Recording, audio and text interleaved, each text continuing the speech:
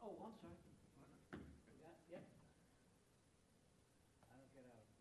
I pledge allegiance to the flag of the United States of America and to the republic for which it stands, one nation, under God, indivisible, with liberty and justice for all.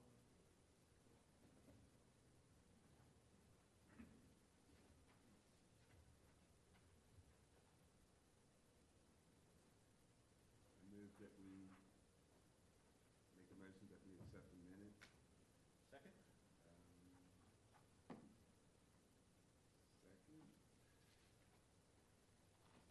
All in favor? Aye.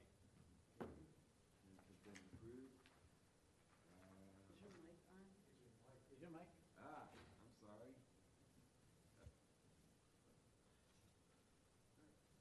Hello? Yeah. Yeah, I'm sorry. Much better. Okay. Ms. Tammy, reports?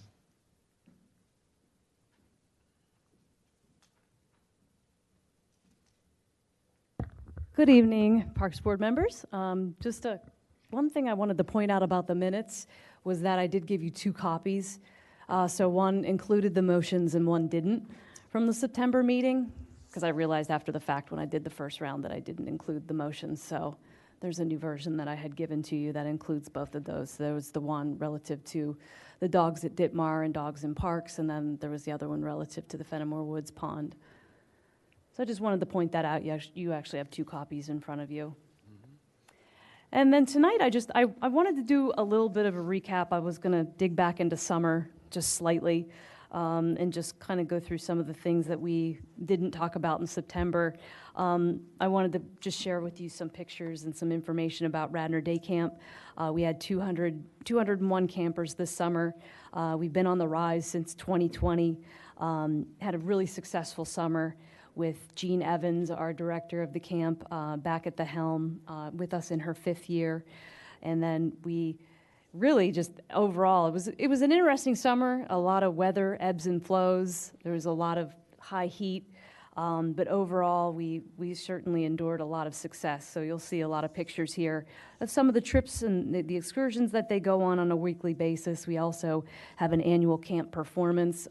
They did the show to Disney's Moana this year over at Radnor Middle School. Camp takes place at Radnor High School, so we do use the middle school where we bus the kids every year, and we invite all the parents to come out for a big show and really just a big celebration at the end of camp. We also do an annual camp carnival on site at the actual camp location. And then, of course, this year we had our swimming take place at La Maison Fitness Center, just in lieu of not being able to use the high school pool again this year. I know they had some maintenance going on, but typically we're over there. So we want to just send a thank you, of course, to the school district. We work so closely with so many different levels of the school district administration, the operations department, their security, their principal, of course, over at Radnor Elementary, Dr. Young, is so great in supporting us. We work really closely with the special education department and school student operations and student services. So we also work closely with the transportation department. They provide the daily transportation for all of the campers. So really was a great success. We also, down here in the lower left-hand corner is our aquatics director, Mary Beth Ryan. We were celebrating having her in working with our department for 15 years. And then I also want to highlight Heather DeCanzio, who's our department program coordinator. She was in her 10th year this summer. So overall, really amazing success. These are just some facts and figures about the camp. A lot of this is included in my director's report, and you can go in and you can read about that. Shows the tenure of some of our folks that have been with us for a number of years. And you know, we have a number of Radnor residents that serve on the staff every year. We have teachers, those pursuing degrees in education, those who have their degrees, obviously, in education, and special education, of course. certified lifeguards. Everybody goes through a real detailed mandatory interview, training, the whole bit. So there's a lot of things that we do to bring about all of the staff that comes together with us over the years and over each summer. It's quite an uphill climb to bring it together every year. I really want to commend the staff, of course, of our department, especially Heather DeCanzio, who is at the forefront of all of that with her leadership. This was some of the feedback that we had gotten. We do a survey every year. We do a mid-summer survey to kind of see how we're doing, just for some checks and balances to try and note if there's things that we can improve upon. And then we do a survey at the end to all the parents to ask them how they're doing. So some great feedback came back. Every year we're trying to go above and beyond to the services that we're providing at the camp. We also had a very successful wizarding camp this summer that took place at Hilltop Preparatory School for 3 weeks this summer new. We have done 2 years in the years past. We did 3 years, all very successfully sold out with a total of 100 campers that had joined us for a variety of different wizarding activities, everything ranging from wand making to learning about different dragons and things like that, indicative, of course, of the Harry Potter stories, playing Quidditch. And I want to thank Tracy Kroom, who is our department's program coordinator. She actually serves as the headmistress running the camp for all 3 weeks, and she designs the curriculum. And of course, Heather and Natalie support her in a couple different ways throughout the 3 weeks, in running some of the curriculum. And then we have a lot of our summer staff that join us from the day camp staff that come over and help us lead activities at Wizarding Camp as well. So we're really excited to have 3 successful weeks this summer, which we are looking forward to next year already. And once again, we poll our parents, we try to understand how we're doing, and we got a lot of really great feedback. In fact, I would consider our feedback for Wizarding Camp, it's pretty much 100%. Very rarely do we hear anything that goes sort of even in just a good range.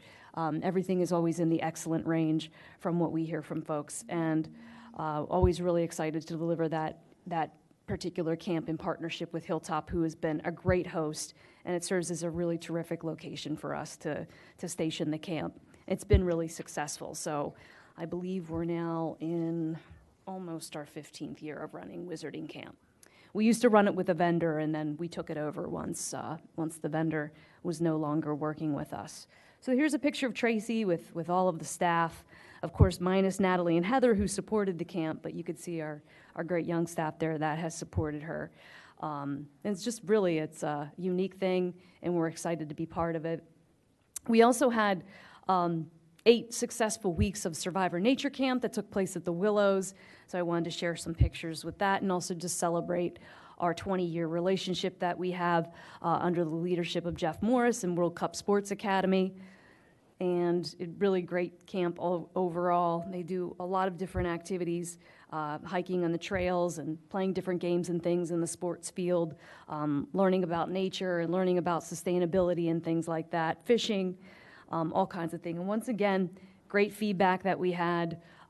We poll our parents every week for every week of the camp because it changes each week with different attendance, and had tremendous success once again with Survivor Nature. So I wanted to also highlight some of our things that we're doing this fall. Right now we have, we're partnering with Skyhawks, who's doing a golf camp for us and a golf program over at Capelli Driving Range, which has been really successful. We did a golf program years ago, so in bringing it back, we knew it would be a success, and it's definitely something that's in high demand, and golf continues to be a growing sport, especially at the youth level. So we're excited about that and being able to utilize a really great space with Capelli Driving Range. We have some hiking programs that have been going on since the end of August. I'm not going to go into the details about all these. They're all at our website. For anybody who's looking for this information, they can go to radnor.com/recreation. We have several pages of programming information, community events, and all of that are there. A lot of people follow us on social media and Facebook, TikTok, as well as Instagram, where we're constantly advertising everything that we have available.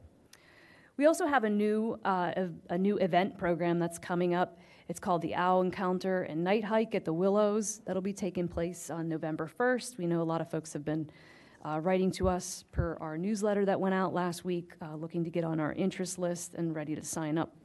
We also have pickleball that's been continually popular, doing it indoors at Radnor Activity Center as well as outdoors over at Warren Philippone. Most of those programs, of course, are moving indoors now with the weather changing.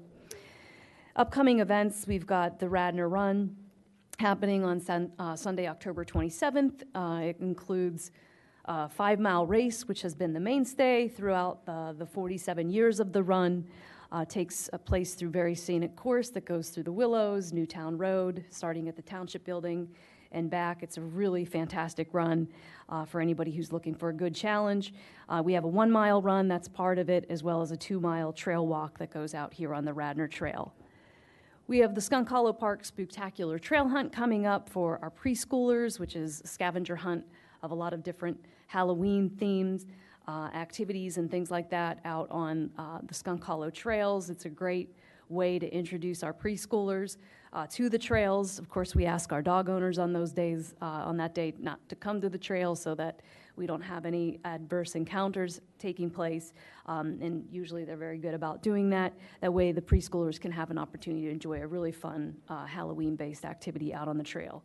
And then this year, we're also doing our trick-or-treat at the Township building again. This is something that had been on hiatus for a couple of years. We have it coming back. It'll be in its 11th year, amazingly. It's a great day for, again, preschool trick-or-treaters to come in, go throughout the building. They get to visit with all of the different departments throughout the Township building, as well as do a lot of different activities. As you see here, we have some things going on with the Wayne Arts Center, Radnor Memorial Library, and a company called Bach to Rock that does some music education classes. So there'll be a lot of vendors and things that'll be here, and lots of fun treats and activities throughout the day. And then that wasn't something that was supposed to pop up yet. Let me just see. We've looked at that a lot of times.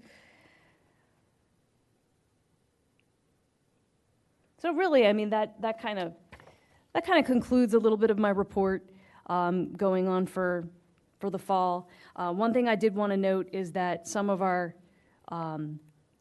website links, we've been having some challenges with them.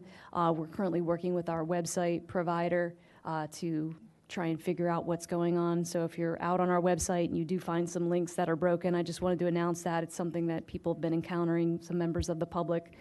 So if you have that happen, call us and we can help you get the information that you're looking for. And then just one other thing with regards to the parks. The Radnor Skate Park is going to be undergoing maintenance coming up. We're currently working with a vendor that's going to be doing maintenance and painting. A lot of the surfaces of the equipment is becoming rusted and worn down. So in order to preserve the equipment, we'll be painting those and then also going through and replacing some of the pieces and the slats that are part of the equipment. So we'll be announcing a date soon where we're going to be closing the skate park temporarily. Probably won't be closed for any more than a week. We're trying to make sure that it doesn't overlap with the weekend. We know it's heavily utilized, as we can see it here from the Township building each day. So I just wanted to make that announcement as well, since it's not an agenda item, but make sure that that's something that you guys are informed of. And that concludes my report for October. I really like the golf event. I saw that was going on. I thought that was great. Who's doing social media for parks right now?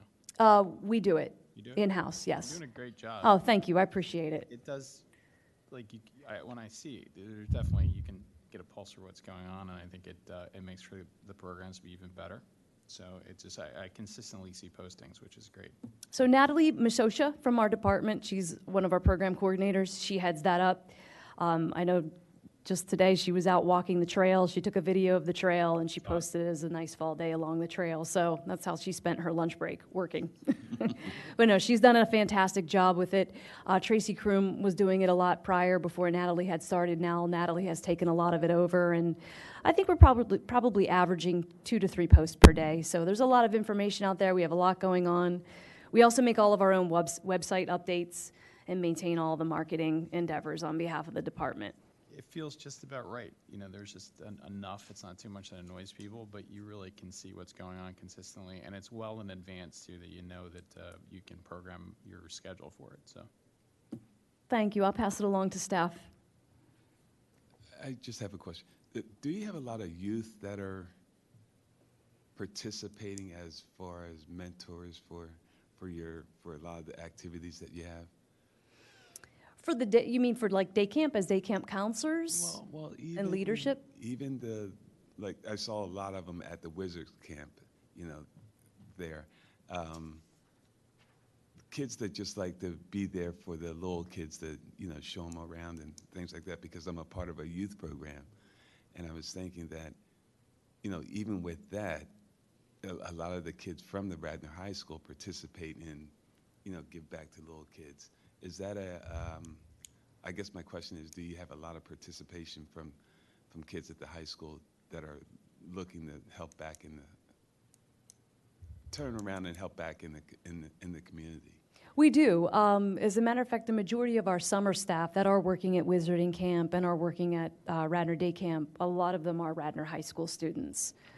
So we do get a lot of support. They are getting paid for the jobs that they're doing, but we do get a lot of volunteers as well. So if we take an event like we just had with the Fall Harvest event that took place this past Sunday, which actually I have some information I can show you on that too. We have a preliminary recap we put together. We do have a lot of volunteers that are part of those events, like Fall Harvest and Great Pumpkin Patch event. Like they'll help us with setup. They'll help us with manning the pumpkin patches so that, we're regulating how many pumpkins that folks are taking, because we do a pre-registration for the large pumpkins. So we have a lot of folks that participate with that. We do get a lot of individuals from the area colleges. Like, for instance, on Sunday also, we had Valley Forge Military Academy students come out and help us. So we absolutely do, and we have tons of opportunities available year-round because we're always doing events, even the Sweetheart Dance, Wheels of Wayne, all those events. We welcome lots of support because it helps us do our job better when we have that support. That way, kind of frees us up to do more things. It gives them the opportunity to interact with members of the public or engage with youth and children. We always have activities set up like bounce houses and things like that. So, and it also helps them generate sometimes service hours that they need on behalf of the school as well. Right.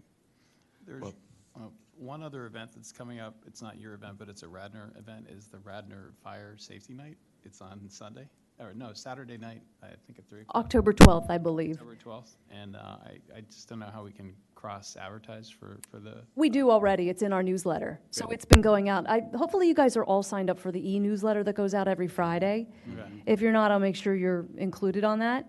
But we've been advertising it within there for, I think, the last at least 5 weeks or so. We haven't had it there in a few years. I know they moved it to Devon, but there's always something exciting about seeing that giant fire in the old parking lot. But it's good to have it back this year, so hopefully a lot of people can attend. Definitely. Just for new families in particular, it's great to bring young people to that. So Yes. And we try to cross-promote as much as we can with all the organizations that are in town. And they do the same for us, so it's definitely a good quid pro quo. But before I moved on, I did want to show you guys some pictures from Sunday. It was such a big event, and we put together a preliminary recap of what went on. So, Ian, if you could put the screen back on, sorry. So this was our 12th annual event of the Fall Harvest and Great Pumpkin Patch event. And, I mean, we had thousands of people in attendance. It's hard to count, at some point how many people are there, but people are coming in, people are going. It's a well-oiled machine, I like to think of it, so for anyone who has been there, we have a lot going on. I mean, we have Public Works working in a lot of different areas, helping to manage parking. We have the police department manning the security at the exit and the entrance and guiding folks in and guiding them out. We have a real allocated parking situation. You can see this is a picture from the top of the hill along Darby Paley Road showing all the cars, how neatly parked they are. It's quite amazing. They do a fantastic job. Public Works serves in a lot of different areas. They drive the tractors. We have tractors going back and forth up behind the willows. that allows people to walk down into our, of course, man-made pumpkin patch. We have lots of activities going on in the picnic grove with lots of different vendors and community organizations throughout town. So here's some great pictures that we have from the event. After all these events, we try to put together a recap just to kind of show the pictures. Sometimes we get some video footage and things like that also. But it was a really big success this year. We had amazing weather. It was like 75 and sunny, so you can't ask for anything more. And a lot of the businesses that participate with us in community organizations really make the event great. So like Radnor Educational Foundation, we had the Radnor Rebels, we had the Radnor Wildcats, we have the Scouts that come out and they set up a table. It's really a whole lot of fun. Wayne Arts Center, Radnor Memorial Library, it's really become a well-attended event. So I really want to thank everybody who helped us. We had a lot of volunteers that took part in making the event a success. And then, of course, obviously always want to thank the commissioners for their support of all the events that we do. I have to admit, going over there and seeing there's spontaneous growth of pumpkins now each year. So all the pumpkins that are broken, if you go there early, pumpkins are growing in that field before you even drop them off, which is kind of interesting. They fared well this year, given the heat. Yeah. How many pumpkins did you guys buy? Oh boy. Well, we get for the large pumpkin, we do a pre-registration. So we require it to be residents. So we're not giving free pumpkins out to everybody across the region. So those we were at approximately 350. And then we have a smaller patch. These are considered like the cannonballs, and there's some tiny pumpkins that go along with it. So we have another few hundred of those as well that are sort of available to everybody. And we just ask that it's, one per person when you come into those spaces while supplies last. So a lot of times by 2:30, 3 o'clock, we're already starting to run out of pumpkins, but we can only buy so many pumpkins. And we do work with a local farm, Maple Acres, who's where we make the purchase from. And then they deliver them to us, of course. I just want to say you guys do a fantastic job with all the activities that you have for the township and everything, and I'm sure you get congratulated all the time, but just in case there was a little window where we could say thank you for all the hard work you and your staff do. I appreciate Thank you it. so much. Really, Thank you, and I appreciate the support that you guys give us too, and helping us spread the word and coming out to the events and being part of that with us. There is a lot going on, and obviously we can't do it with all the staff here at the township too. So we really rely heavily on Public Works and police to give us a lot of support. So they're really integral to what we're doing as well. So we'll be sure to pass along those accolades to them too.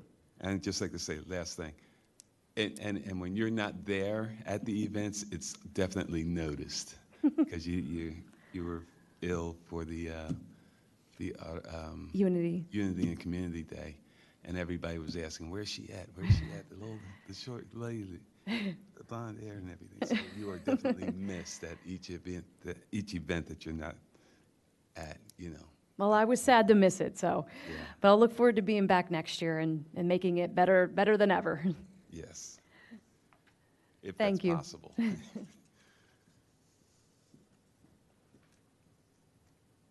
Board of Commissioners?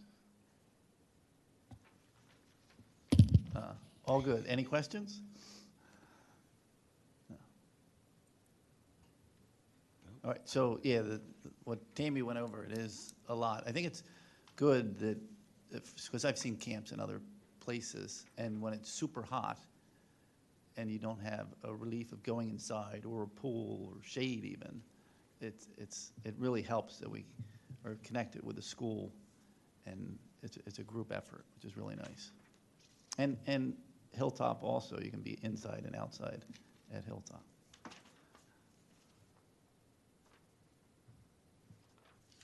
Okay. I guess anyone from Shade Tree Committee? No one's here? I can give that report, Okay. just on their behalf. So I know they have an upcoming fall planting where they plant the bare root trees, and that's going to be on November 16th. It's going to take place at Emlyn-Tennell Park, Unkefer Park, as well as Clemacrone Park. They're going to have 50 trees that'll be spread throughout those locations, and then 100 trees will go in various right-of-ways throughout the township. So that'll be a big event that they're promoting.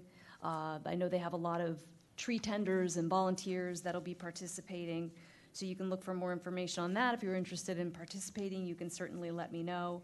And I know that they've been engaging in some ordinance revisions and things like that that have been passed along to the commissioners. But as of right now, nothing directly impacting parks, other than I had mentioned in the last several meetings, there was a risk assessment of trees.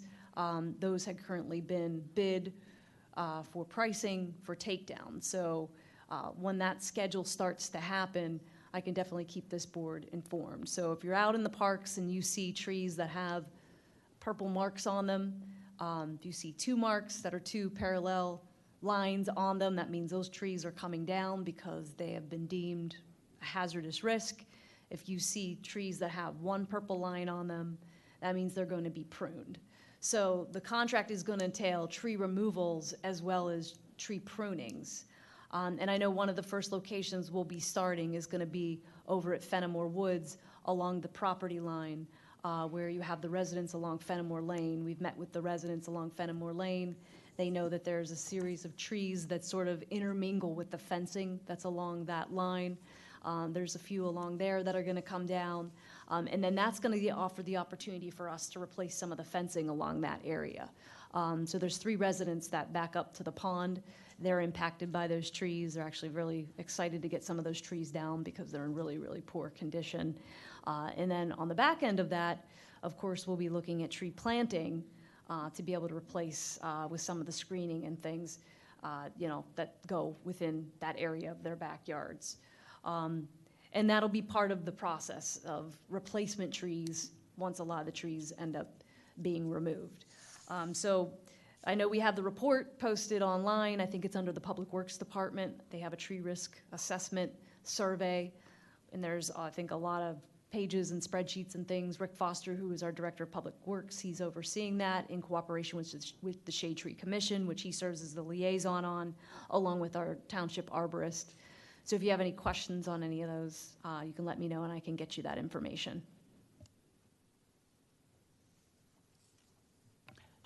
Tammy, let me ask you a question, and this is just for my knowledge. Over there at Fenimore Woods, the houses that back up to the pond, are there fences there, or are there trees, or what's there? There's a fence that runs all the way from Shimoni. Okay. And it goes all the way to the back corner where it meets the property line at Eastern University. Okay. So right now, there's a metal galvanized 4-foot fence that's broken and deteriorated. It's actually part of the improvement project that we're currently working on. So that fencing will ultimately come down.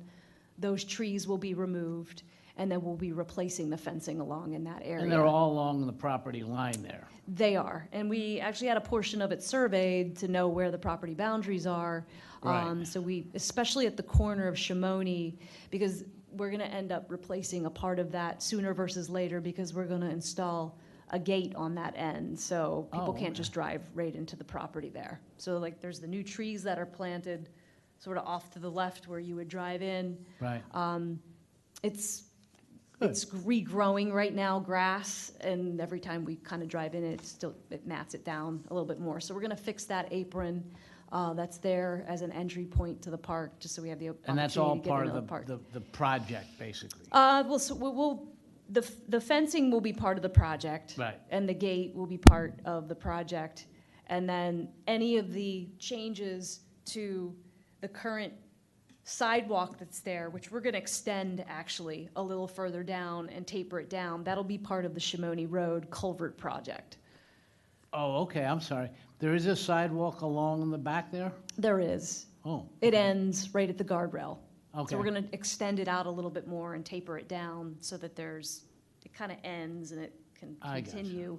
And then create a lip so that you can drive into the park from there. And then you would approach the new fencing I got you. So none of the 3 homes there encroach anywhere near the township property, let's say that? They're very close to it. They'll be close, but not over and all that?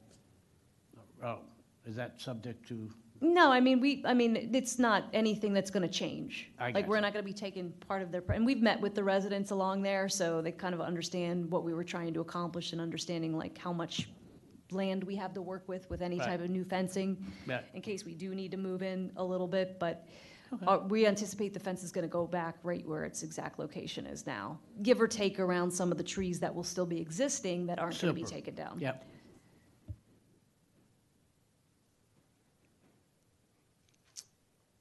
Okay, any other questions? If not, I guess we'll move now to other reports. Any other reports? If not, we'll move to new business.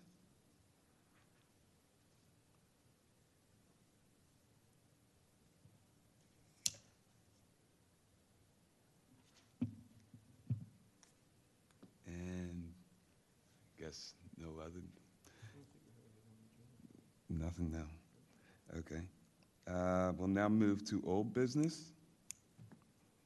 Dogs in Ditmore Park. I see here there's a Radnor Township Police Department. Parks and Radnor Parks Board. Should we read this, or?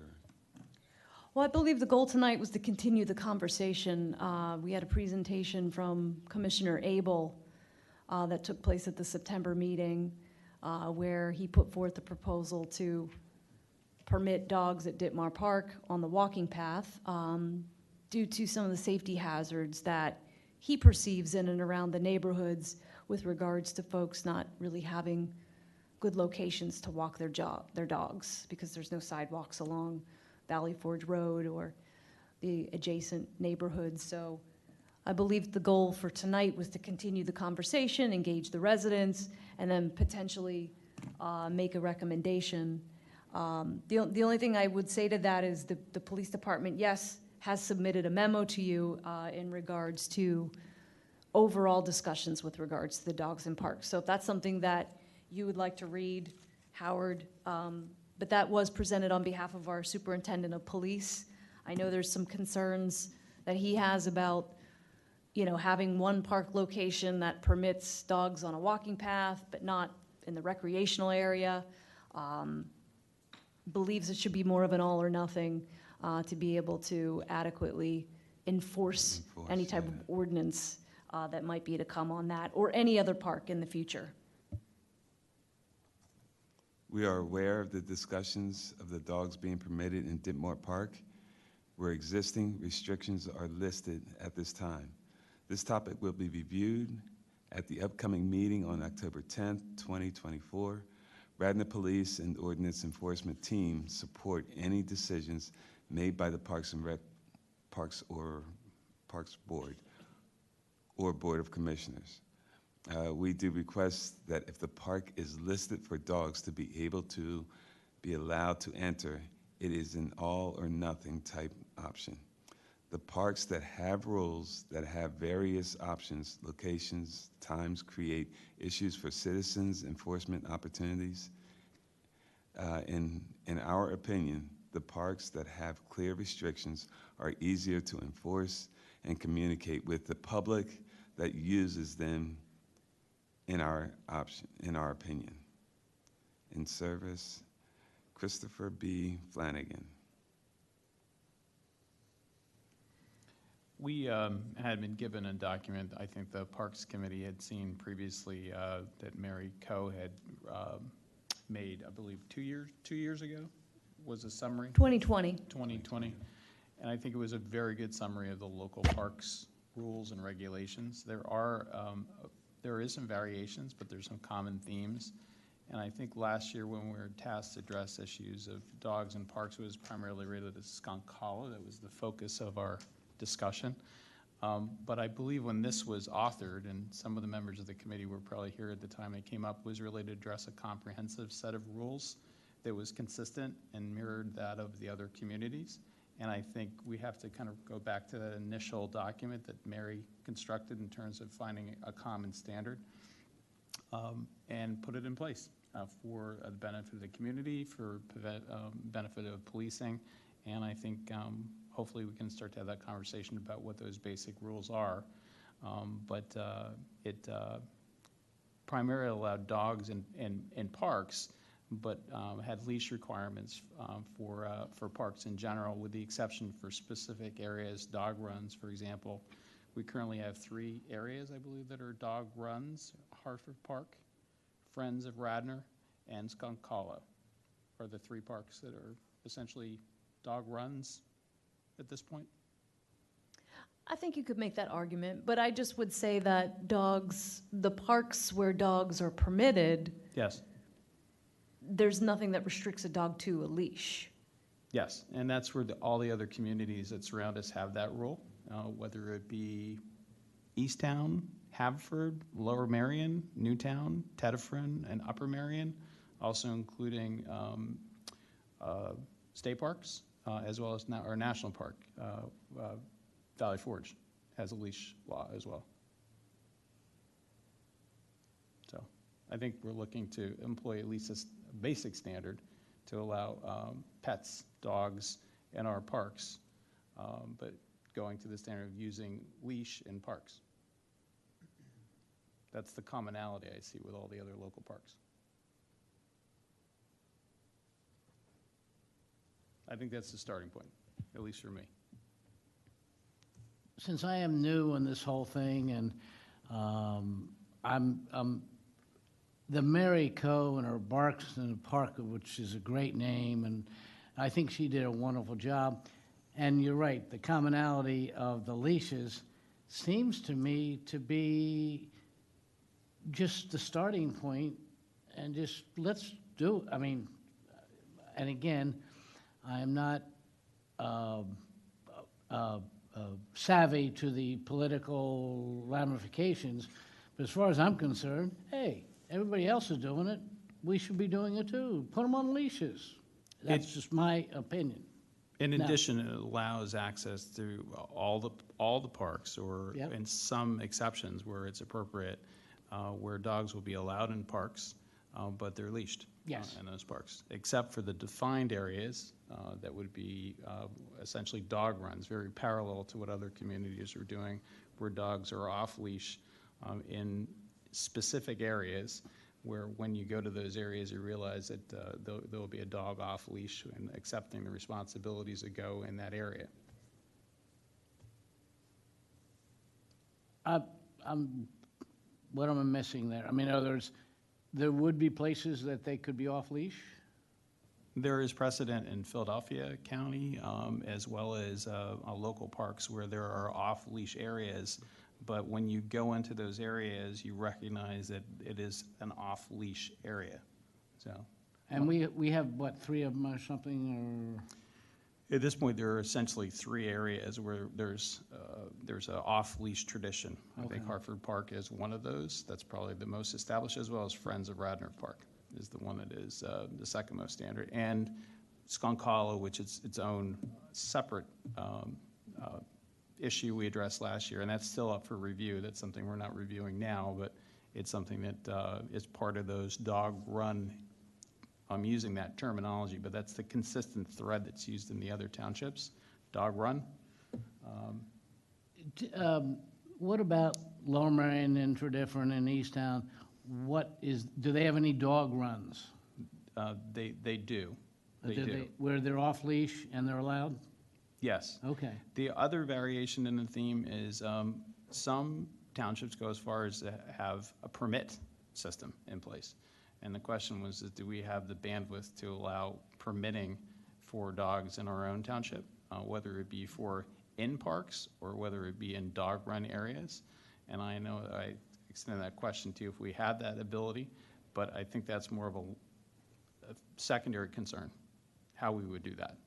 So Again, a leash law with a few variations, to me, is easy to embark and implement.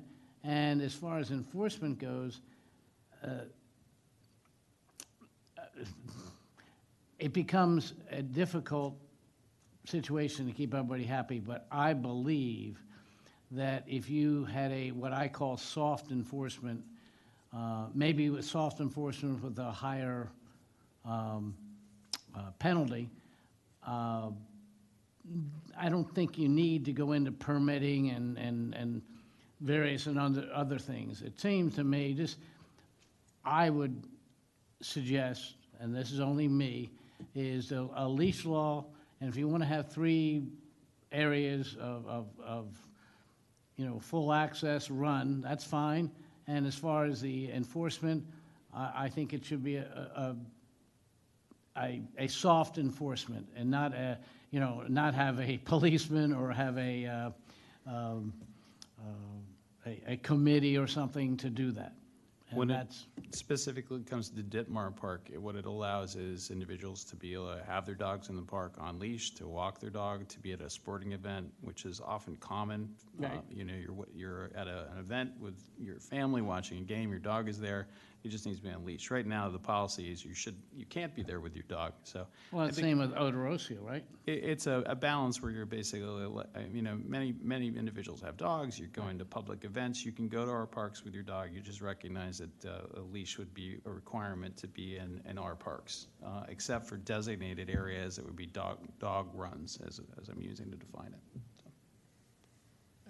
I think we have a couple issues we're melding together. First of all, with regard to leashes, I have no problem with a recommendation of a leash law. Professionally, I see it, the consequences. I also see other townships that have it. I've had the good fortune to do a lot of traveling over the last few years to even remote places, Colorado, California, Maine. Spent a lot of time in each of those places. And everywhere I go, whether there's a human being around or not, they're on leashes. It doesn't impair the ability of the humans nor the canines to appreciate the recreational opportunity. So I think it's a no-brainer. On the enforcement issue, I come back to the same point I've come back before. You have rules not only for enforcement, but also to set a tone and an expectation. So we have 25 mile an hour speed limit roads. That sends a message that's different than one that might be a 45. So I don't have a problem whether they're enforced or not. It sends the message of what the social expectations are by the governing body of the township. As to expanding the number of parks to have dogs and permit them everywhere, I don't favor that. I think that folks, I bang this drum a number of times, and that is I think we should have opportunities where there are no dogs, opportunities where there are dogs, and clearly define them. I don't favor dogs where there are ball fields. I don't favor dogs where there are playgrounds, equipment. I think you're asking for trouble. Certainly we can negotiate and discuss what parks we might permit dogs, but I don't want to, I think we have a balance which is pretty much where it should be. We're roughly a 50-50, give or take, dogs permitted, dogs not. I don't want to create a slippery slope where there are no opportunities for folks to go without dogs being present. I recognize in reality that I'm also seeing a creep of people taking dogs where they don't belong, such as one of the parks I'm a steward of is Macrone. You used to never see them there, and I know Odorosio on the other end of the township. So, again, with the messaging and sort of the expectations that we're setting, I don't want to open it up much more than we have now. And on the Ditmar issue, I'm not particularly in favor of it, to permit the trail access to the dogs. I prefer, as Superintendent Flanagan suggests, a bright line. Yes, no, makes it easy for everybody. Sorry for the mouthful. Tammy, do we get any complaints or have any feedback from Public Works about dog left behinds in the parks? I mean, how much are people cleaning up after their dogs, or is this an issue? Well, Skunk Hollow is where the big area is, where there's a lot of it found, especially around the walking path Right. leading up to the trail. You know, dog gets out of the car, they're off leash. That's, first thing they do, then they head out on their walk. Yep. So that area is definitely a hot area where we see that. We have a lot of dog bags that are found all over the trail, not in the Right. appropriate locations.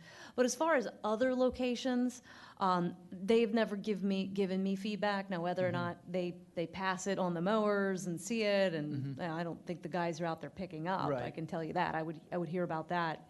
But I'm not aware of any other locations being an issue other than really the Willows and, the entrance to the Skunk Hollow trails. Yeah, I mean, I think as we think about this, Skunk Hollow is in its own issue, which I think, we're under, instructions from the Board of Commissioners to review.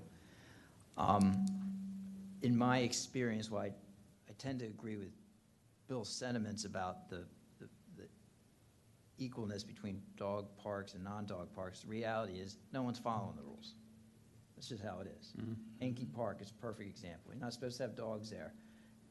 And I have seen it, people with dogs on leashes, off leashes, because they're stuck there watching two kids play 3 games on a Sunday or Saturday afternoon. And the reality is running back and forth to try to get the dog out is just not realistic. If we were to put any restrictions up on dog, and I can't say I've been to any of the parks in the township and not seen a dog in there at one time or another. I hear Commissioner Abel's position on Ditmar.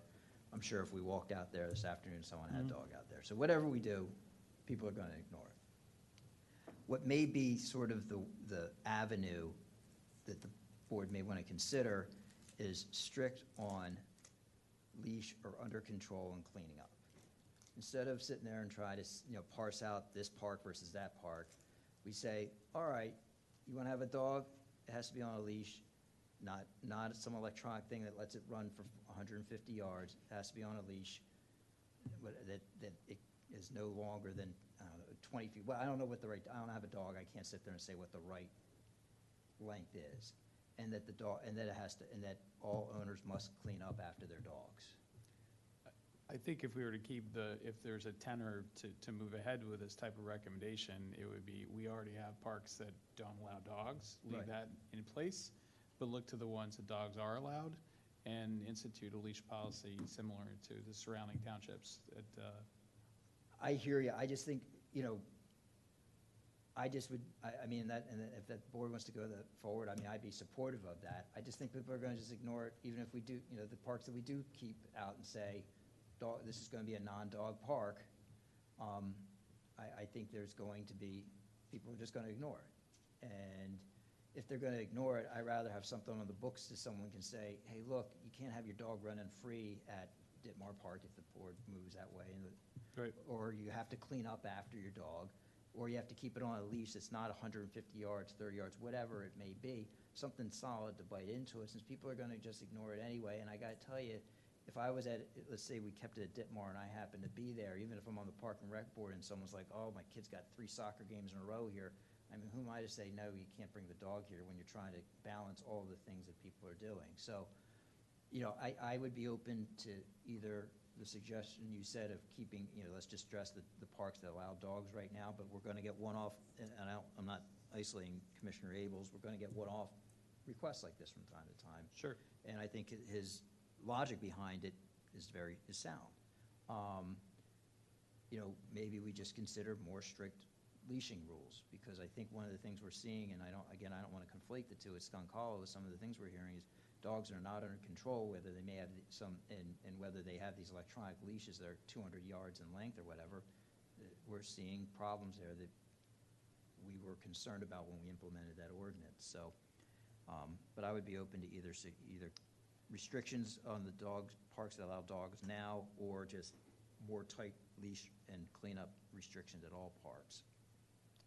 I would strongly move that we do go in a direction for where dogs are allowed to have a leashing policy in place, only because I think we're going to have ongoing issues, and at some point there'll be an injury or mishap. And I think we're well out of step with the local townships that do have it in place. I think it's a risk. And I think the Board of Health even had a recommendation as to And so I just want to make sure I understand, you're saying just, again, just keep it certain parks where there's dogs allowed, certain parks where they're not allowed, or you say, or, I don't think we can keep the status quo. right, I realize that we had a specific request to allow them into one park, and that's where this began. right, of course. And I recognize that there was going to be issues with people following the rule, but I do think we have to start somewhere. Right, no, And, I agree. I think the leash law in parks that already allow dogs is at least the minimum first step. Right, okay. So, and then if parks, this is up for discussion. If there are certain parks where there's enough momentum that people want, we should change. Either way, like allowing dogs in the park or not, I think we can have some discussions of that.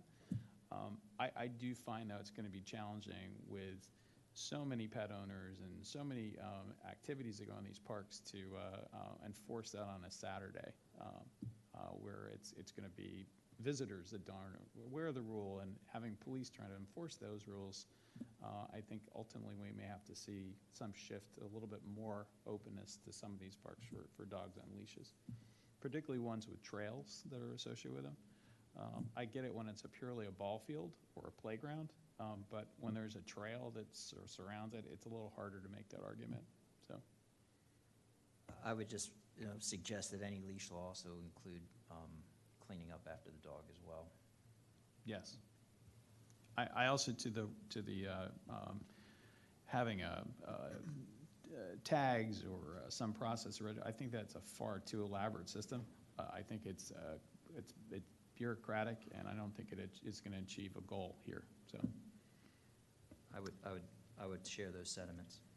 I think it's really important, and I've listened to everything here, is that this board makes a leadership situation and makes a decision, whether it's leash law, this or that, or other thing.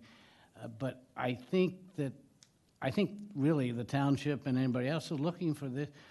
This is our area, and we have to take the lead, and if we decide that we want a leash law, if that's what we decide, then we should do it, recommend it, and push it. It seems to me, and I hope I'm reading everybody right here, a leash law, I think, but I'm not sure, it seems to be a consensus that we should have a leash law of something. I didn't know, Bill, I didn't understand you. Sorry. No, that's me. I usually do it on purpose. That's good. Well, it worked. No, I as they say, I'm new to the chemistry here. So, but I'm for physical leash, 6 feet. okay, that's sort of where I'm heading, and I think everybody else. I don't know, but that would be my recommendation, and I don't know the process here, but if someone needs to make a motion that we have a leash law, then I'll be happy to make it, but maybe we're not there, put it that way. I would just like to say before we put the motion before the board, for me, what Bill said, for me is exactly the way I fall down on this thing. I mean, where you have activities and sporting events and things like that, there should absolutely be no dogs around there. But I'm looking at this now, and I see that if we start this road down with Ditmar, somebody's going to come back with another park later on. And it's just gonna turn into a chain thing. So with that, I am definitely with the leash law. And I'll just leave it there. I'm definitely with the leash law. So I think it's also just important we define that there are three parks at this point that they're off-leash areas, but they need to be clearly defined as off-leash yes. areas to establish the relative risk of going into those areas. Right now we have this kind of crossover, at least we're seeing in Skonkala right now, but the other two are more pure in that they definitely have, dog areas, it feels like, that are more distinct. But I think we need to have those areas, once you go into them, you're acknowledging, you're aware of the potential risk of having an off-leash encounter, so. Sharifa, before we go, would you like to say anything? Do you want me to make a motion? Well, I was going to ask Sharifa before. Would you like to say anything? What are the options again? A leash law, or what is it? Bill, you said best. One of you two say best. Well, Well, I I think the think current the- law is just under control Under or something to control. that effect, without real clarity. And I think that was one of the reasons Mary brought this up, was to try to at least get clarity on that issue. We have parks at this point that are defined as dog-free, and we have parks that are defined as having dog. You can bring dogs, but there is, again, no specific requirement other than having your dog under control. But where we have a variance from all of our other surrounding communities is that we don't have a leash component to that. So we would be moving to have a leash requirement for where dogs are in our parks that are permitted, with the exception for dog runs, when there are 3 parks that we have currently that have open, off-leash rules, but when you go to those parks, they're off-leash.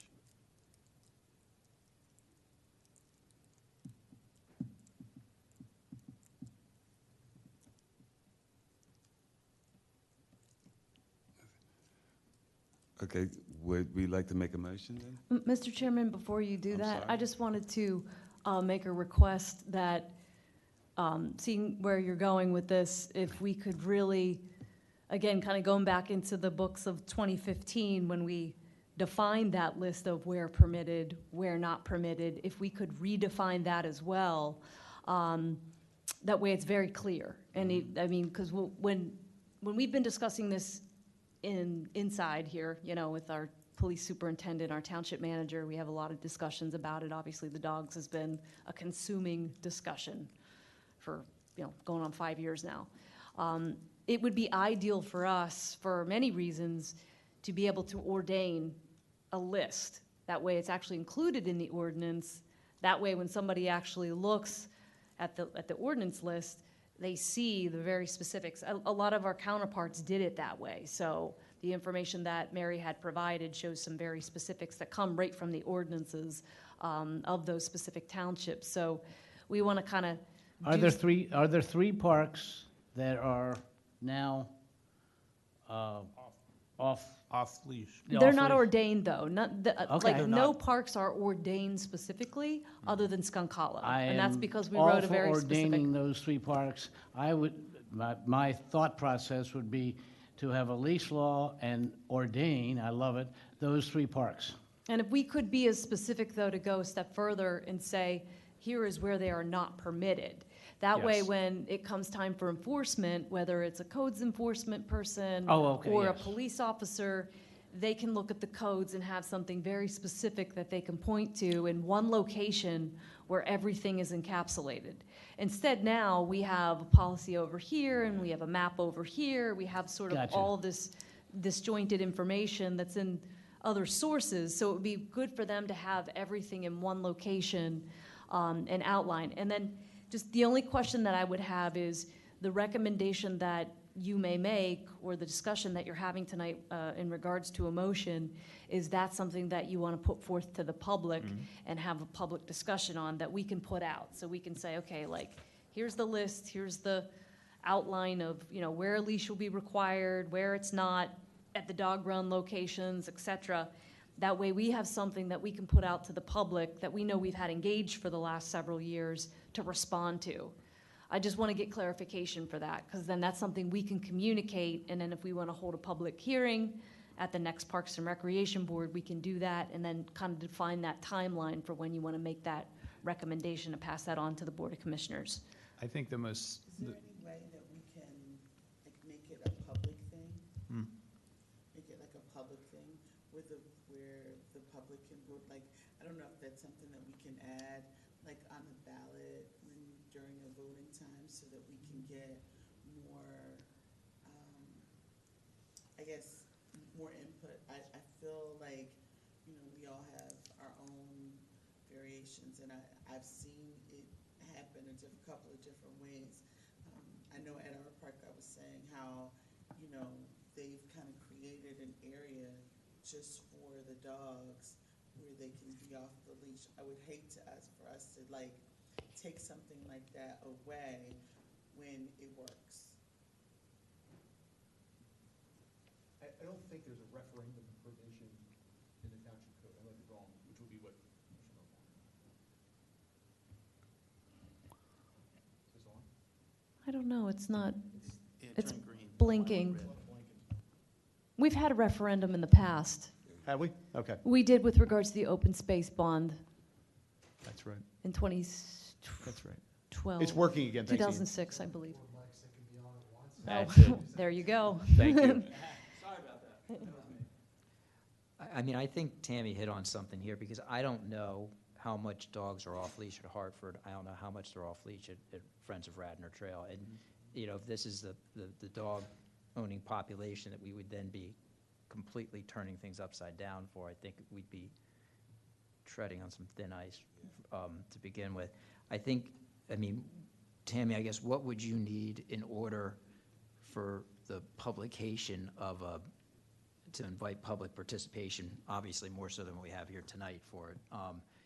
Do we have to have a motion that the Parks and Rec Board is considering a recommendation to the Board of Commissioners that the ordinance be amended to, one, create a requirement that all dogs in park A, B, C, and D be on a leash, a physical leash no longer than 6 feet, and two, that owners of said dogs have to clean up, and two, the consideration of whether to have similar leash restrictions at,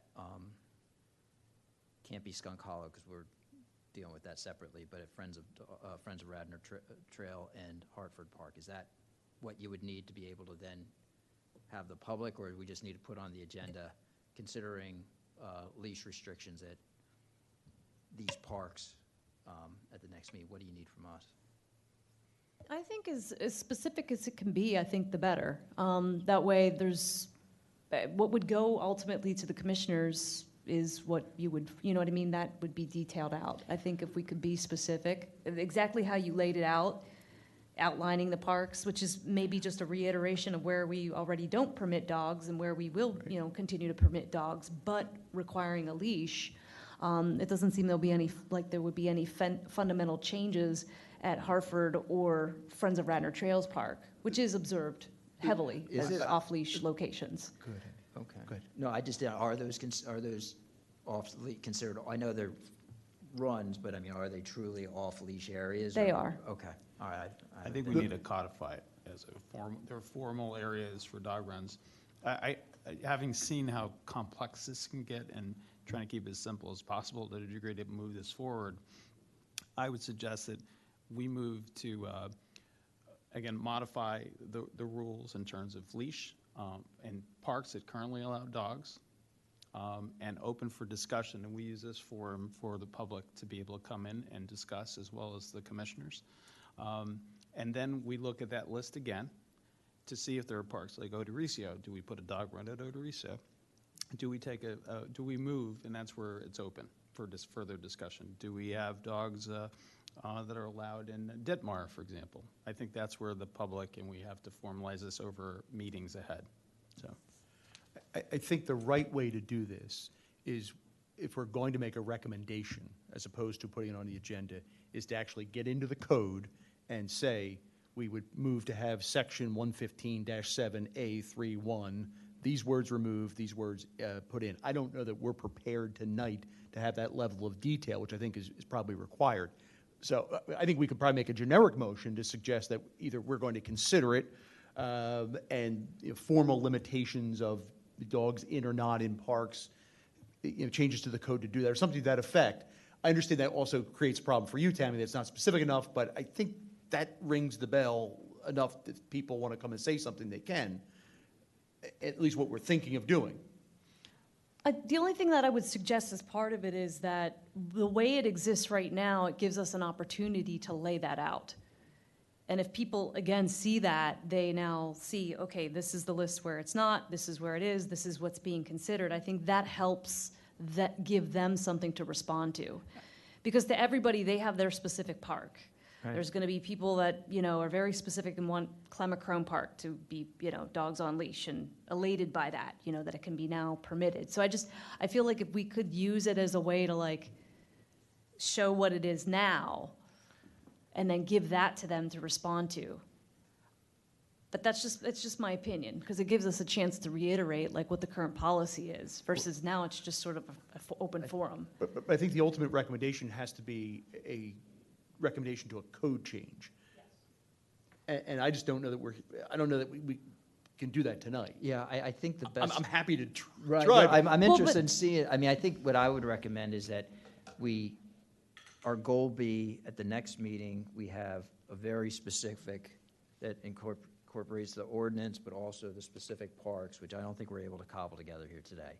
I think the goal is for the public meeting to be in December, in which we have the ordinance that we would like to potentially consider laid out for chewing on by the public. The one thing I think we can decide tonight, which would put that in the direction, is are we just addressing the leashing issues in the parks that currently allow dogs, or are we taking a more broad view and saying, are we looking at what parks, whether they should be allowed to have dogs or not? I would say to go with the first step first, just let's deal with the parks. We're not considering to change a park from being non-dog to dog. We're just looking at the leashing restrictions on the current parks that allow dogs. I think leashing brings us in compliance and similarity with others. And I Right. think it brings us up to some of the concerns about relative risk And that's involved. And I'm not to say we can't consider at a later date moving one park from column no dog to dog, but I think just as an initial step, I think that's what I would propose. Yeah, that's a great idea.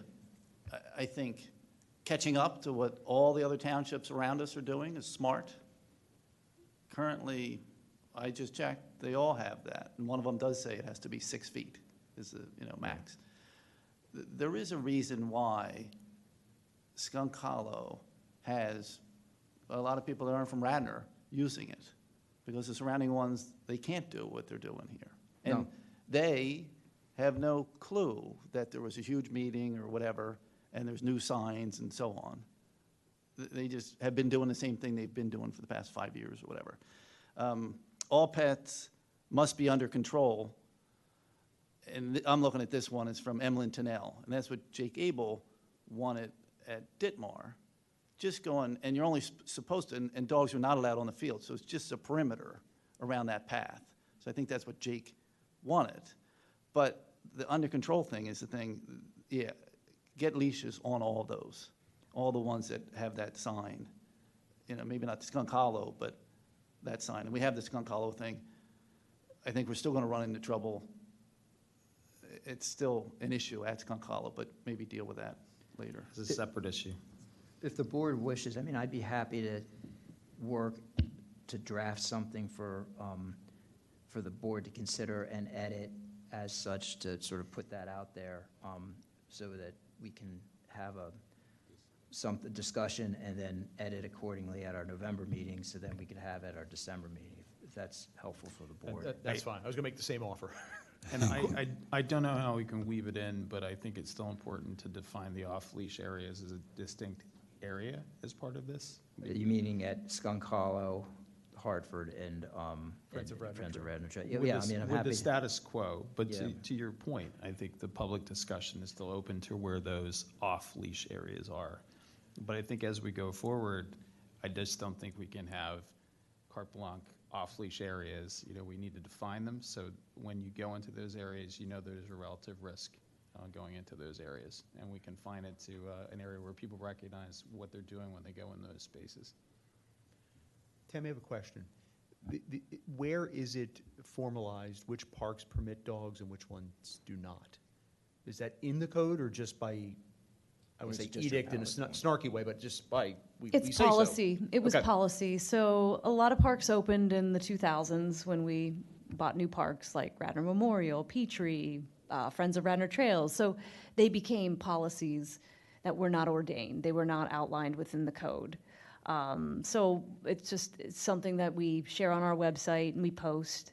I know we have some information on the website that requires a leash or notes a requirement of a leash on the Radnor Trail. So I think that's one we definitely have to address because that's something that, we hear a lot about. We hear about dogs off leash, dogs on leash, that there's a policy, it's not being enforced. And that is really, that's the heartbeat of all this though, is the enforcement. That's the big piece.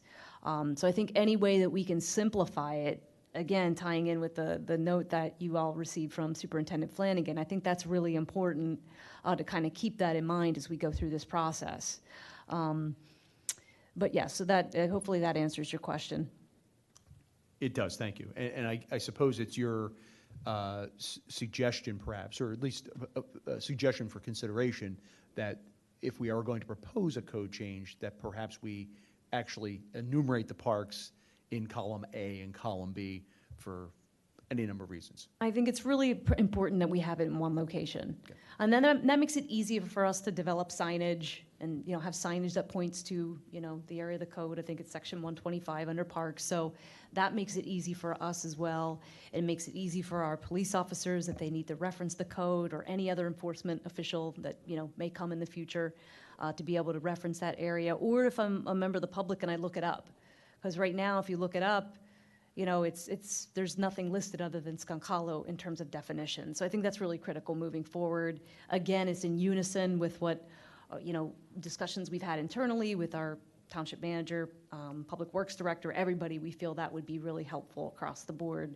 And then that gives us that ability. If we need to come back and revise anything in the future, we can move one park over or, column A to column B, whatever we need to make that official. And we can look at that comprehensively. It's also to be understood that service animals have no restrictions in this, other than they would not be immune from the leash law as well.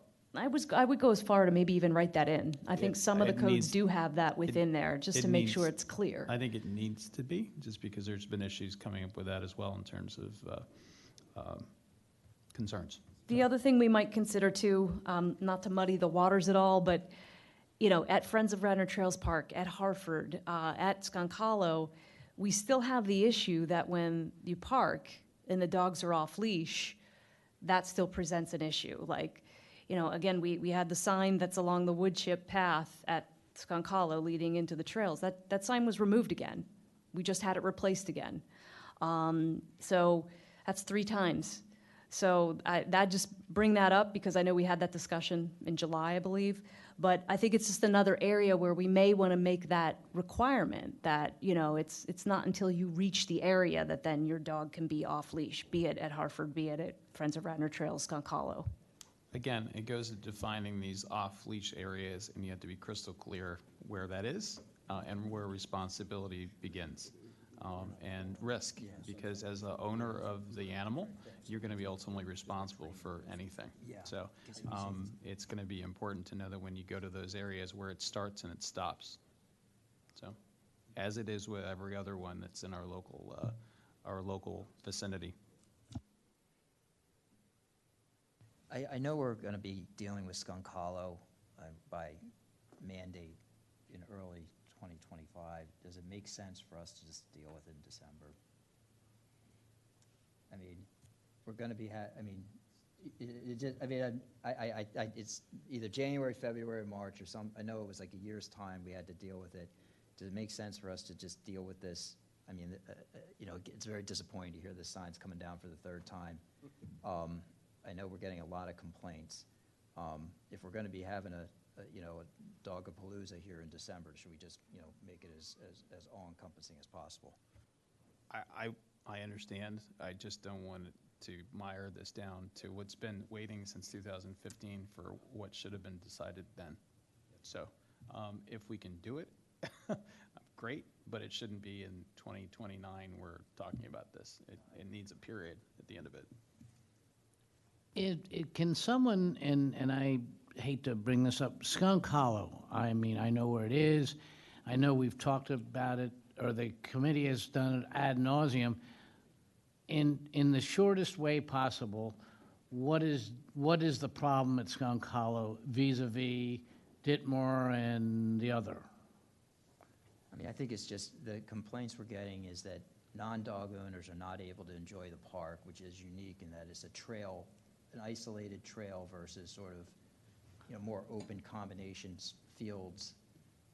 They're not able to equally enjoy the park as dog owners because the dog owners are allowing their dogs to be off-leash, jump all I over got them. you. Okay. Things like, I don't want to, that's my summary of the emails we're receiving, that they're basically not getting to fully enjoy the asset that is at that part of the township because of the off-leash policy that has spread from more than just Radnor. It's a unique destination for all of southeastern PA and dog owners. Okay, that's good.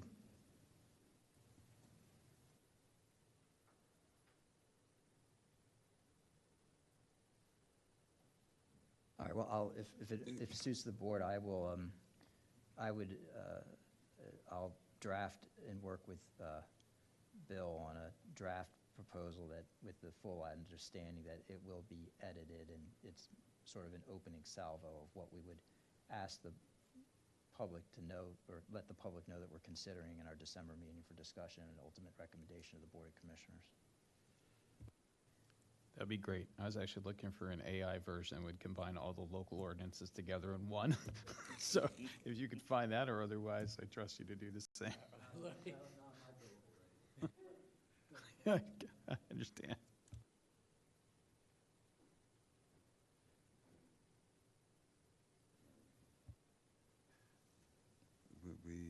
Okay, so I guess we will move on then we'll move on down to concerns about dogs at the Willows Park and Skunk Hollow Trail, parks and dogs in the park. Update discussion from 2020, October. Is there anything beyond what we've discussed, Tammy, that you had in mind with this agenda item?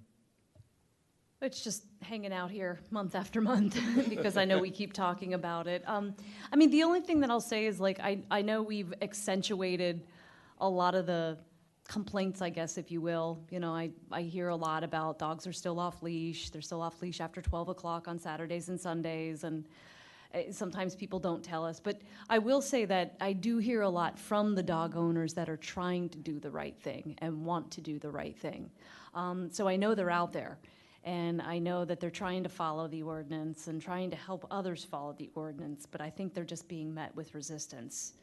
So I don't want to play both sides or make it sound like I'm playing both sides of it, but I am hearing, a lot of both perspectives of what's going on. I know that being out there for events and activities and things like that, we kind of see both. We see a mix. But I want to make sure that the dog owners who are trying to do the right thing and follow the ordinance continue to have a voice as well.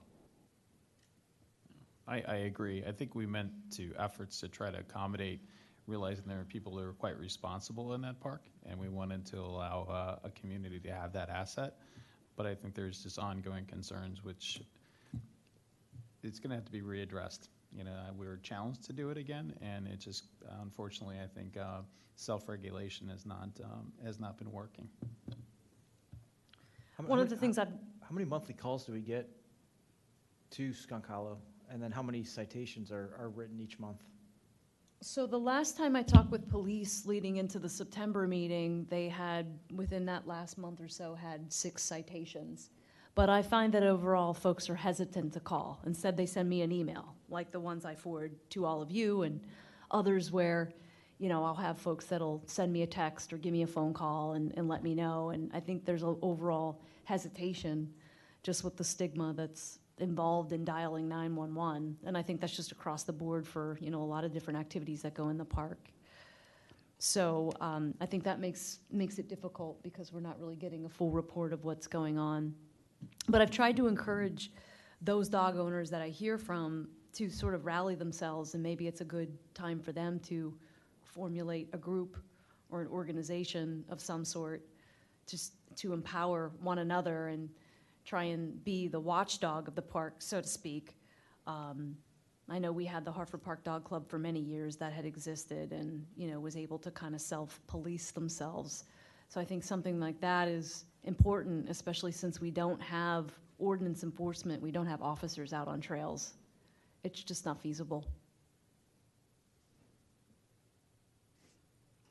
That was one of the things I think I picked up from our last really heavy conversation, that most of the dog owners out there were policing themselves. Okay. We'll move on. Fenimore Woods Pond conditions. Presentation, discussion, and update.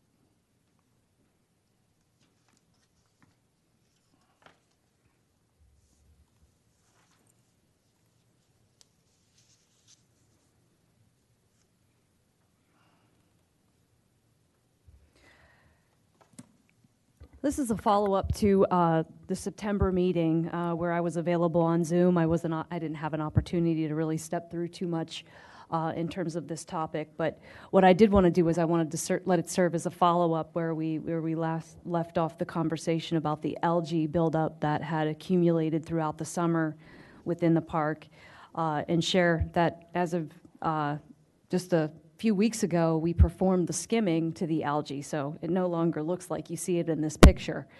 So I wanted to take an opportunity to follow up on that. I'm just going to skim through some slides to kind of get to where there's a piece of obviously the filamentous algae that we were talking about that had built up throughout the pond over the summer that really just looked like a big sheet of a blanket of green pond scum across the entire pond. And that's what led us to our discussion in September, and the Parks and Recreation Board had passed a motion, of course, to support the skimming at a cost up to $7,500, which we've done. So we had engaged Tigris Pond Management. They came out, and they brought a machine out. It's their amphibious truxor that it doesn't cause any damage into the sides of the pond or getting in and out, but it allows them to get in and basically work within the pond to access all of the areas in and around and up to the shoreline as close as they can get to cut the vegetation out and remove a lot of the root matter that's been formulated. So they use this front-mounted piece of machinery that allows them to cut and rake out essentially all of the algae that's floating around on the surface, as well as anything they're able to pick up that's coming from the bottom. So where you see them right now, they're on what would be sort of the southwestern edge, so you're probably looking in the back of eastern at this point. But as you go further to the west, it ends up becoming, like I said, the shallow depths within the pond go down to maybe no more than a foot in a lot of areas, so it makes it really difficult to get into them. But the machinery allows them to cut that out. So if I skim ahead a little here, this is what you could see what the after looked like. So we were really excited to see that happen. They got it done within 3 days, and it allowed everything to clear out of there. So that offers us an opportunity now. They're going to come back and do some water testing so we can understand the composition of what might be fueling the algae. If it's something that's phosphorus-based or nitrogen-based, it's something that we can look at and then potentially engage some treatments moving forward. I'd really want to emphasize that this still continues to be a Band-Aid. So, next year, once we get into the warmer weather, we're going to end up in the situation again. If we don't do something to the subsurface of the pond, it's going to continue to fuel. So with that, I just wanted to kind of show some pictures, celebrate what it looks like. Obviously, the blanket is off of it. It looks great. Here's some pictures of what it looked like prior. I had to bring this into a PDF. But these were some of the slides I wasn't able to show, unfortunately, in September. But what this is showing you is the depth. So this red line here is an area where we had a company that came out that did a bathymetric study, which really is it's a underwater sonar testing to show where the depths are starting and stopping at the bottom of the pond so we can understand how shallow it really is. So when you look at this side of the pond, which really is going towards the west, they couldn't even get into that area. It was so shallow. So it would have been a foot or less. So their boat could not make it in there. Very tiny boat that has a piece of equipment on it that would not allow them to penetrate through that because it was so thick. And keep in mind, all the algae was still on it too. So that made it even more difficult because this happened in July. So down in the eastern area here, closer to, of course, the eastern property, we had a bathymetric study done in 2017 that showed us that these depths went down as far as 10 and 13 feet. So you can see how this has been reduced to 8 feet and how shallow this is now. So essentially what that's telling us is that, we have a significant amount of sediment buildup and organic material at the bottom of the pond. At some point, it's going to need to be addressed. It's going to continue to be fueled by sediment and runoff that keeps coming into the pond. As we know, we have the weir that acts as a channel to channel water through the pond. Of course, it hasn't functioned in a while because we don't have any rain coming through. So that's made it really difficult. So if I fast forward ahead, I just wanted to kind of show this image right here of really what's going on. And this slide got all messed up because I had to reformat some things. But I just want to kind of show you what's happening here. We have all of this wastewater and contaminants that are coming into the pond. It's what fuels and funnels into the pond from the Shimoni Road culvert, comes into the weir. There's an inlet pipe that comes into the pond in a couple of different locations, and then we have a valve in the weir that allows us to determine whether we want to channel flow, if we want to cut it back at a mid-flow, or if we want to completely cut it off. Obviously, without any rain coming through, we don't have anything coming into it. And right now, the water is kind of standing within the culvert. So if you go over there and you look in the culvert in the weir, which is the large structure that we just had rebuilt, there's a significant amount of standing water that's within there. So it's not allowing any of the water to come into the pond. But when it does, essentially, it's doing what it's supposed to do. It's supposed to funnel through, but it's leaving runoff. It's leaving contaminants. It's leaving pollutants that are basically landing in the bottom of the pond and causing basically this matter to collect that essentially turns around and fuels the algae bloom. So that's where the algae is coming from. It's coming from the sedimentation.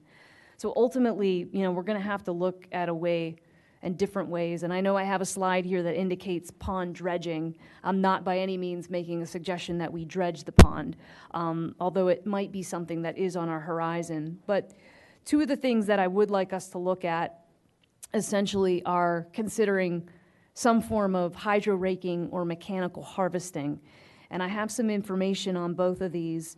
They're very similar methods.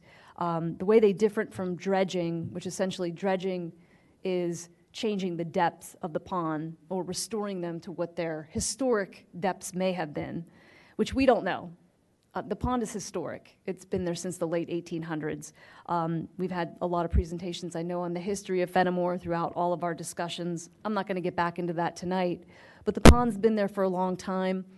I'm not aware in my time and tenure working here for the township, which is 26 years, of it ever being dredged, of it ever having any maintenance performed on it to remove sedimentation. And I think for anybody that walks around the pond and they take a look in it, you can see there's an awful lot of muck that's growing in there.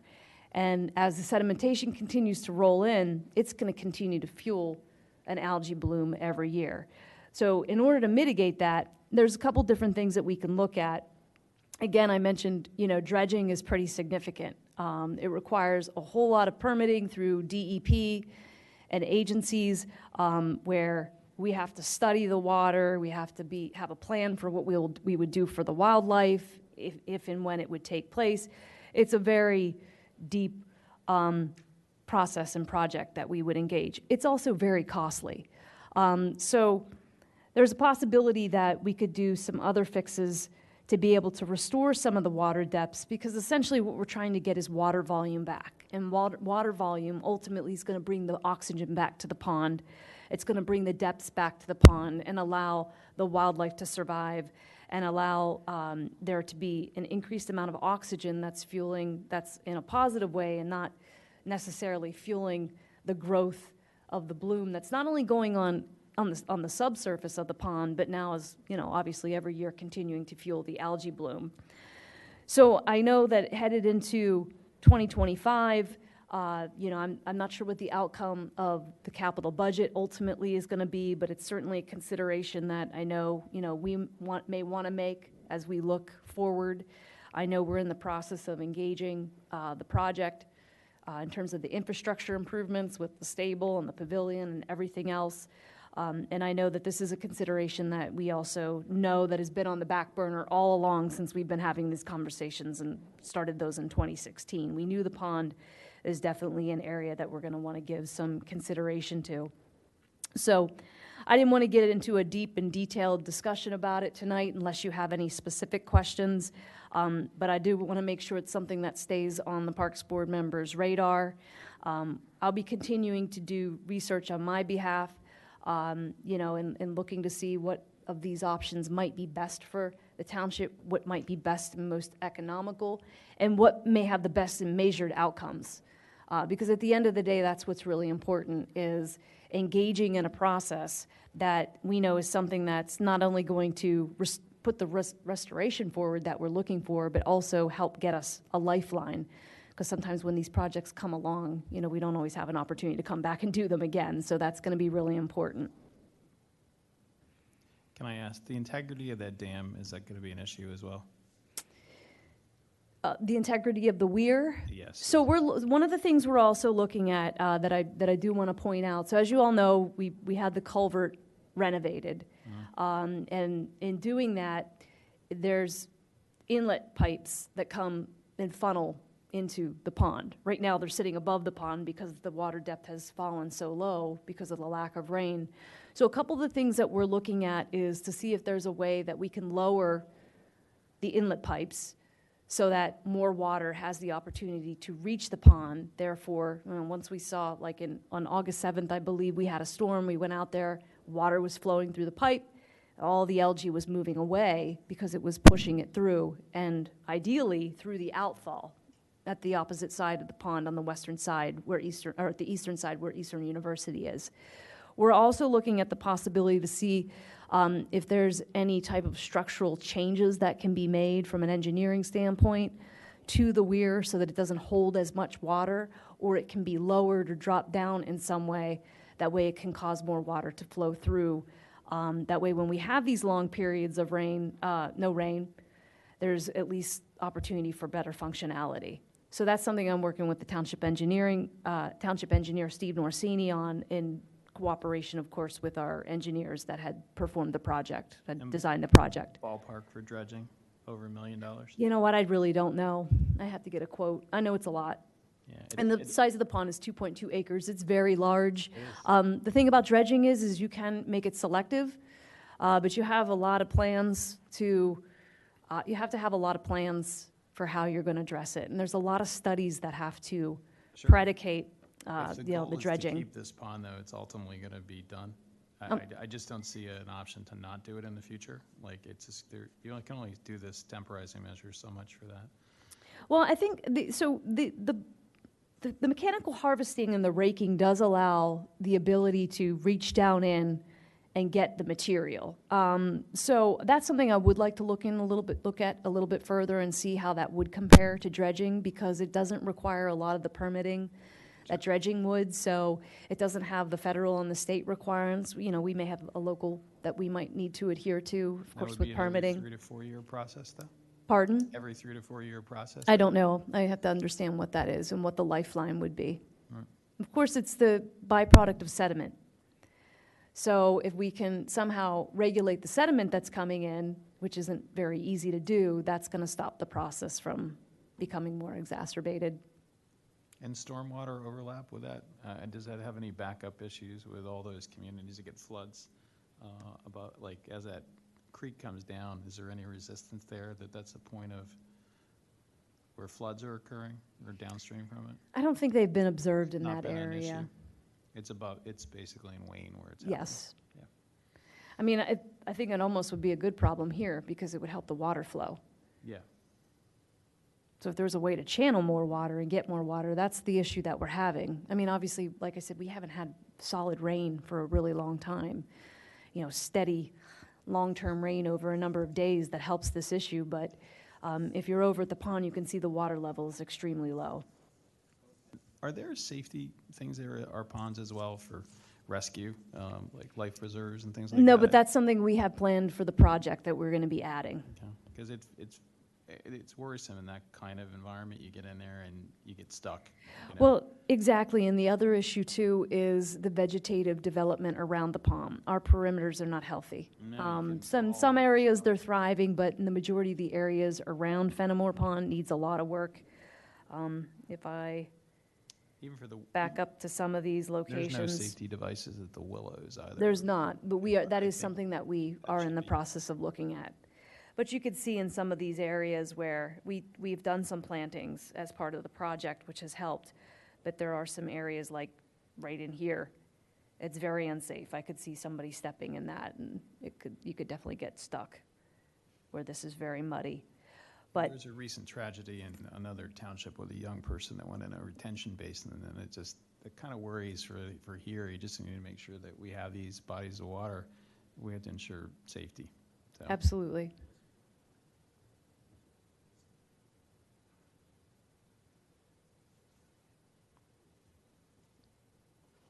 So I didn't know if there were any other questions. The one other area that I wanted to bring forward to the board tonight was also, and I'm just flipping through these, I have a bunch of slides, the numerous presentations from Fenimore. So this is the pavilion. We have a significant amount of rot that continues to happen, as you can see. We also have the 14 columns I know that are laid out across the pavilion. They're sitting in water. A lot of them are so corroded and so rotted inside that they're hollow. We've actually shut it down, so if you've been over there, we have stakes around, as you can see, with the caution tape, so that folks aren't permitted now to go in that area.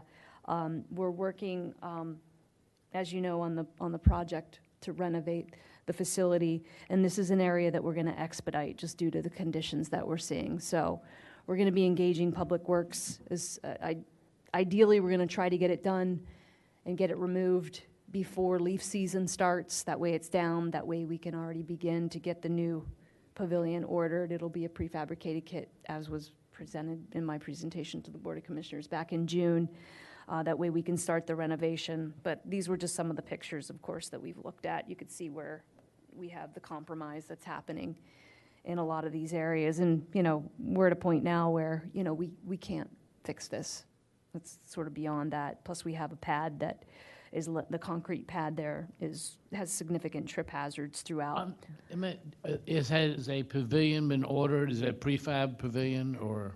Not yet. Not yet. No, we were waiting to go to bid and get the bids back for the stable to kind of see where that landed, because you know, if they come back in lower, we can get a better pavilion, because we know we're working within a really tight box of funding. But now we're at a point where we want to get it started and get it going. I was going to say, we're the chicken and the egg here, it seems to me. I mean, we can get, I mean, you're going to get no money anyway. I mean, but that's just my opinion. And seems to me that of all things, this pavilion should be before everything else.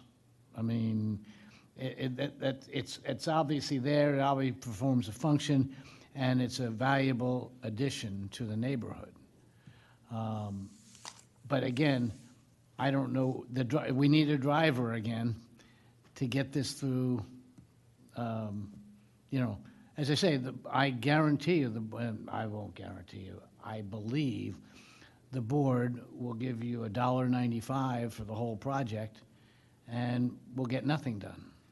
That's only my opinion, so. Well, the good news is we have money. So Okay. It's a tight As part puzzle, of that, but we have the 15 money. Okay. We do. So this would be the general obligation bond from 2016. Right. where we've been talking about the, 1.6 million that Yep. we have. I'm sorry, yeah, I'm sorry. Yeah, 1.6 million that's left, 1.58 million, I think, as I Okay. had presented. I understand there's some interest gaining in the account, which, okay, maybe it has it back to 1.6, but that's where we are, and that's the goal, is to get it ordered, to get, the unit But- ordered. That way we can actually start on this part of the project as well as the lower parking lot and get that portion done. Right. I'm so And then- glad you're moving ahead with progress there, because we've been derailed by so many other, frankly, pipe dream projects. Like, we just needed to get the basics done. This is appalling that this is the way this is. So I'm so glad you're getting this done. That's where I was heading to. I'm not sure why this is up on the screen. I have no idea. Ian, I have no idea why there's an advertisement on the screen. I must have clicked on something, I don't know. In any case, just to kind of circle back on Fenimore, just to give you an update on the project, though, while we're here talking about it. So we're right now waiting for the bid set for the stable, and as soon as we get that, we're going to review that, engage any revisions, and then that'll be out to bid. So hoping to get, at least bids back by the end of the year. That way we can at least understand where we are with the stable. But at this point, it shouldn't hold up other parts of the project, and that's kind of the way we're moving.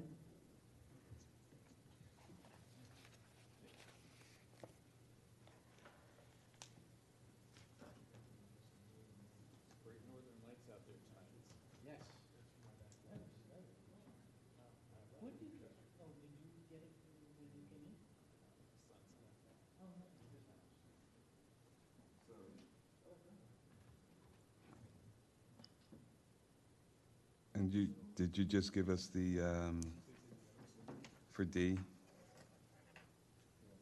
Yes, that would have covered C and D. and D? That's what I thought, okay. Arterisio Park improvements planning? Odorissio's underway. I'm currently working with our design firm that we engaged to develop the concept plan, so that's underway. Hoping to get something in a draft format before this board as soon as possible so we can start to review that. We're still wrapping up some of the detail of the survey, so I'm waiting for the company that we engaged, Ash, to get that completed.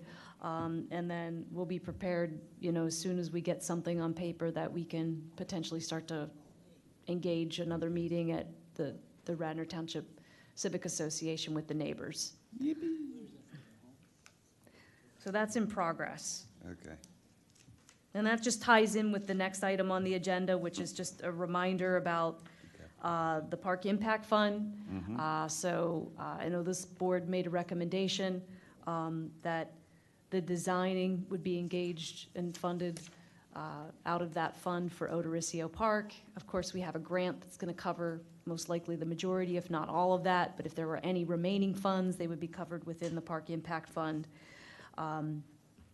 So we'll be utilizing that moving forward and also continuing to try to engage other grants, of course, on the horizon, as we do for all the projects.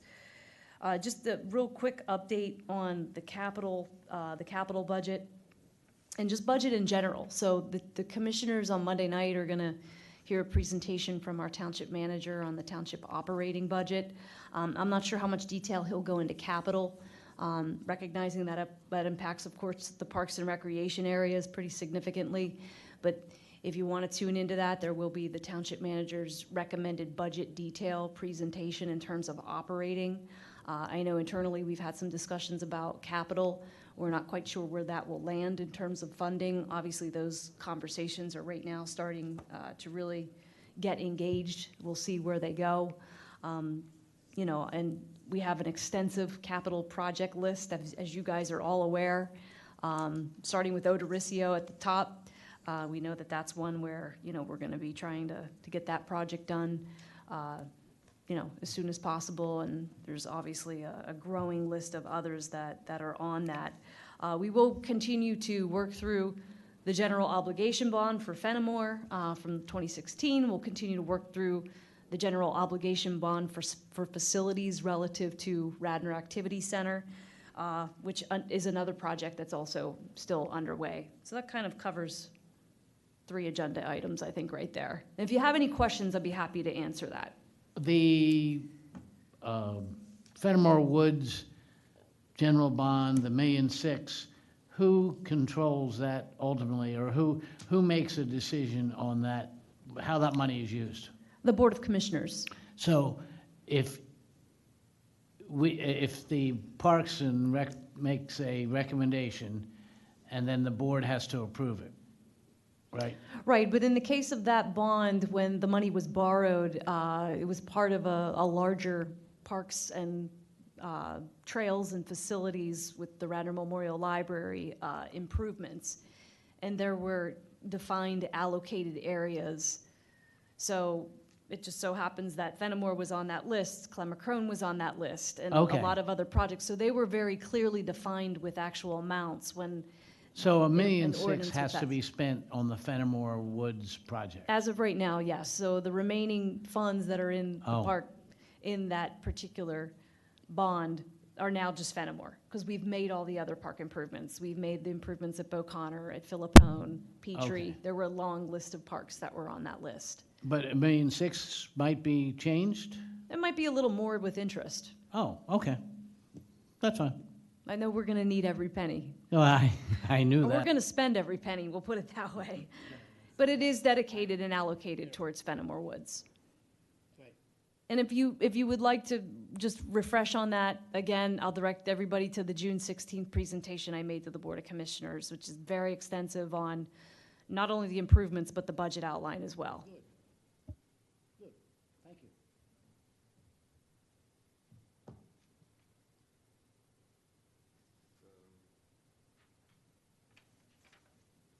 So the trail budget, I'm sorry, the Park Impact Fund budget allocations, the trail projects, Right now, there's no changes. I know I have a lot of updates that I've been given over the last several months, but as of right now, I don't have any updates or any changes that have happened substantially in the last couple months, unless you have specific questions. And I have a pretty detailed outline in my report, as well as hyperlinks in the electronic version of the report that will take you to the project web pages for each of them. I know the one we had been talking about probably the most recently was the Radnor Tap Trail and the trail area that goes behind the Cornerstone properties off of Bryn Mawr Avenue. To the best of my knowledge, things have been good there. We haven't had any graffiti damage recently.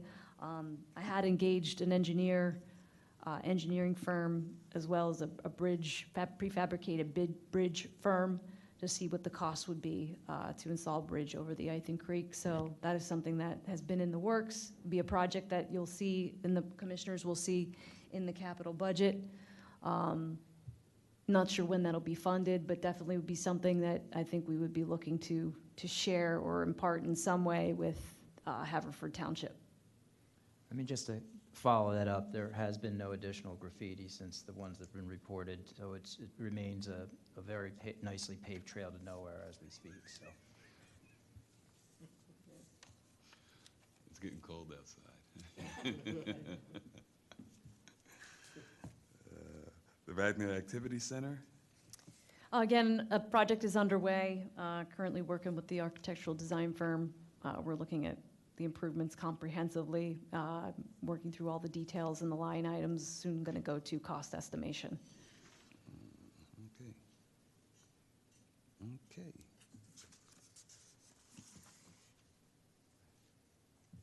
Comprehensive plan update? So for the comprehensive plan update, again, I want to kind of direct you guys to the website, the Radnor 2035. There's a hyperlink, of course, within my report. We reviewed an outline of the strategies and action items that are going to be presented to the Board of Commissioners, I believe in November, over a series of 3 meetings. So based on the steering committee development, as well as the public meetings, there was the public meeting that happened at the Radnor Memorial Library in May, where we had over 125 people attend, generated all kinds of feedback. There's been a survey that was out to the community for several months. Based on all of the information, the findings, our firm that was engaged to put together the comprehensive plan, is going to make a series of presentations on what those objectives will look like. Of course, at that point, we'll have an opportunity for public engagement and discussion. The one thing I'll continue to point out is that there are a lot of parks and open space related items, including tree care, environmental care for our waterways, all of our bodies of water, like our ponds and things like that, plans for tree care, tree plantings on the future horizon, as well as park and open space improvements. So those are definitely something I think as that ultimately the plan will get approval, will have a significant impact on this board moving forward. Okay, great. Any questions? And lastly, Parks and Rec Board members, Park Steward Program, and we all have a copy of that. I did give you an updated draft. I know unfortunately Ms. Fulton couldn't make it tonight, but I know we have to allow for some parks for her to be added to that as well. So that's why I wanted to give you the update. So we would definitely want to allow her an opportunity to be part of some of those parks as well. And I guess from my perspective, just continue to reiterate to the board members, if you see things, let us know right away. We can address them. If you see especially immediate maintenance items in the park, there are definitely things that we can get the Public Works Department, the Parks Department to address, usually within 24 hours if there's something significant. If there is input that you have relative to park improvements in general, as you're visiting your spaces, don't hesitate to call me. For anybody who has questions about some of the spaces or they want to visit those with me, specifically Radnor Activity Center, I'd be happy to make myself available to go visit those spaces with you. Okay, so if you see something, say something. Okay. I remember last time we got this list together, and those that were absent, we sort of like filled in for them. All right. Observation. I move to adjourn. Second. All in favor? Good night.